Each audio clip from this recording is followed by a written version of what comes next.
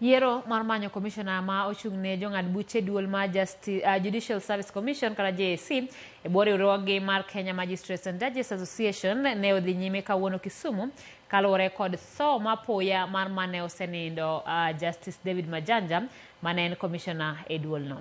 Komno ne olar kod jong'ad buche adek kamoting'o Justice Antony Mrima mar doho maduong' ma Kitale mane oyombo jowetene kod ombulu 95 ka Justice Munyao Sila mar doho mar Alwora kod weche lowo Kisii noluwe kod ombulu 27.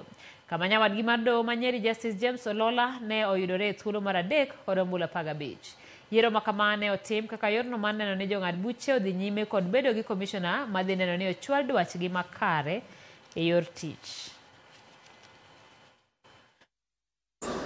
Total number of our registered voters was 168, and total number of our valid votes cast 137.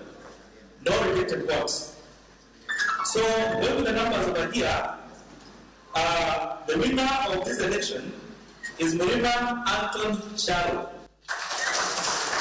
The elections which we have held today were necessitated by the death of Commissioner Justice Majanja, who was elected in May this year. The electoral process started about 3 weeks ago. There were 3 candidates: Justice James Olola, Justice Sila Munyao, and Justice Antony Mrima. The campaigns went on very well, peacefully, friendly, and the judges have overwhelmingly voted Justice Antony Mrima as their representative. My key agenda item during the campaigns was to defend the independence of the institution of judiciary.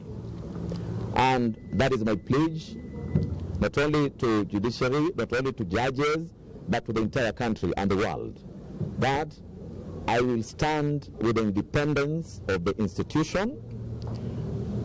Together with my fellow commissioners, we will endeavor to follow what the Constitution calls us to do.